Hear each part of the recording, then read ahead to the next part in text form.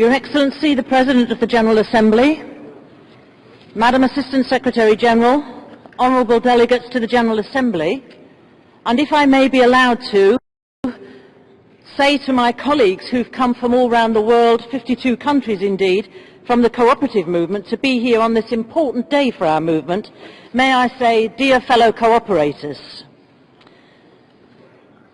Cooperatives are a reminder to the international community that it is possible to pursue both economic viability and social responsibility. The words, ladies and gentlemen, of the Secretary-General of this august organisation, Mr. Ban Ki-moon. In those few words, he encapsulated the cooperative model of business and the capacity it has, in the words of your own slogan for this international year, to build a better world. I quote again, cooperatives contribute directly to improve the standards of living of half the world's population. The words, ladies and gentlemen, from the background paper for the United Nations World Summit on Social Development in Copenhagen in 1995.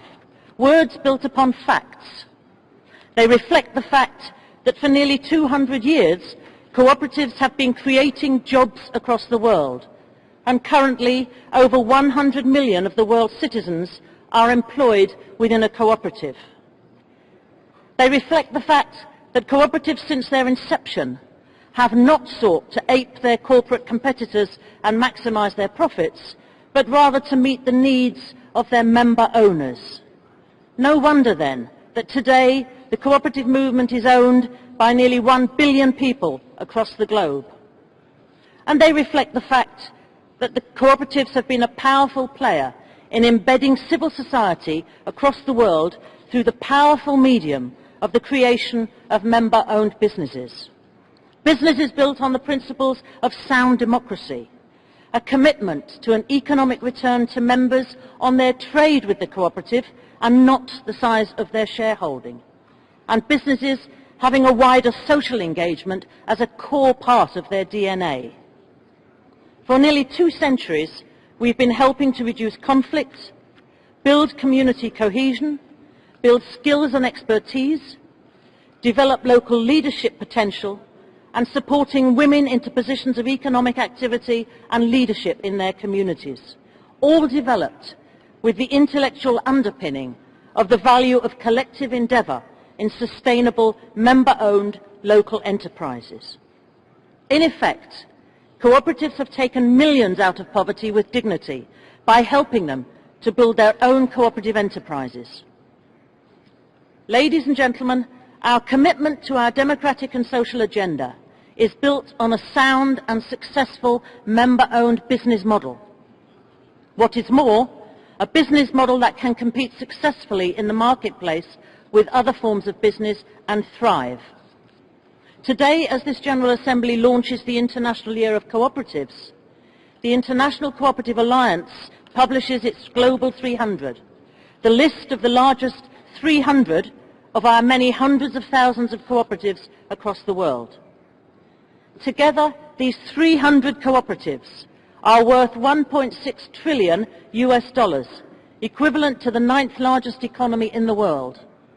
And they operate in some of the most competitive industries in the world: banking, insurance, agriculture, retail, health, utilities, and others. The 300 list includes cooperatives from 25 different countries. Our challenge, ladies and gentlemen, is to make sure that more people in decision-making positions, or those who exercise influence in the political or economic spheres, or indeed in the media, know about the size, scope and scale of the cooperative sector of the economy and the work it does to sustain and build communities across the world, and its capacity to do so much more. And that was one of the first messages coming this morning from the round table that was held here in this building. The collapse of the financial sector of the global economy has had tragic results for families and communities in many parts of the developed world in particular. It is well documented now, not least by the International Labour Organization, that there is one part of the financial sector that has continued to grow its asset base over the last 4 years, where account holders and deposits have grown, and which has continued to lend and indeed grown its lending to families and businesses. The cooperative financial institutions, of course. Cooperatives are people-based businesses and, unlike their competitors, are not constitutionally bound to work to maximise profits for their shareholders.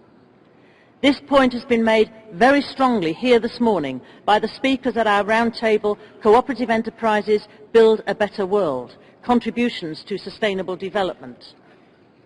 Each of the contributors made a compelling case that the success, longevity and growth of their cooperative depends on a strong and abiding relationship with their member owners, on their trust and confidence in the priorities of the business that they own, in which they can play a significant role and in which together they are the key stakeholder.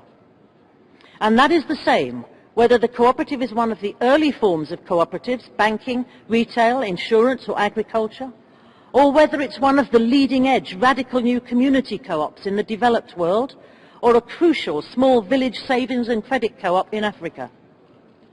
What was also significant from the speakers this morning was the way in which they had a common cause to make, from Mondragon in the Basque Country of Spain to Rabobank in the Netherlands or the supply and marketing cooperatives in China. Each of them showed that regardless of size, each has a clear and continuing commitment to international development and are actively engaged in what they consider one of the commitments that comes from being a cooperative. That work would be much easier and much more productive, however, if the cooperative model of business was taken more seriously and each of the contributors used their own experience to make the case for three key points. Firstly, member-owned cooperatives are a serious business model with scale, and so cooperatives are asking that the specific and unique legal and financial framework of a cooperative is fully acknowledged and recognised in public policy and regulation. Secondly, member-owned cooperatives are values-led businesses. Our values are integral to our business model, not just a marketing tool in the shape of a corporate social responsibility report once a year. They define our identity and our brand. They are part of our DNA. And so cooperatives are asking that their model of business is giving equal promotion with the stockholder model. And thirdly, our governance model is people-led. At a time when people, especially young people, whom this recession is hitting so cruelly, young people are cynical of the political and economic models that dominate their lives, when they're looking for a voice in North Africa, the Middle East, in Wall Street and across the world, and when they're looking for impact. The cooperative is not only an effective governance model, it's a compelling one. And cooperatives are asking that there should be a greater diversification of the global economy to ensure a level playing field for the member-owned model of business. Let me conclude, President, by saying that our movement, because that's what it is, a movement, is conscious of the great gift that the United Nations has given us with this International Year. A gift that recognises the cooperative impact on the socio-economic development of the world and its capacity to do so much more. We wish to put on record our particular thanks to the government of Mongolia, who put the original proposal for this year on the table, and to the unprecedented large number of governments that put their signature on the resolution to give effect to the year. It is an honour and a privilege for me to take this podium in this iconic chamber, ladies and gentlemen. I'm proud to do so in the name of the 1 billion cooperators across the world, and I pay tribute to the great work they do across this world to make it a better place. Together, cooperatives will work to make this International Year a powerful restatement of the cooperative ideal.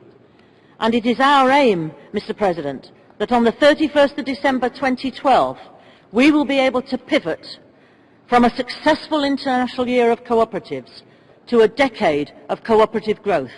Thank you very much.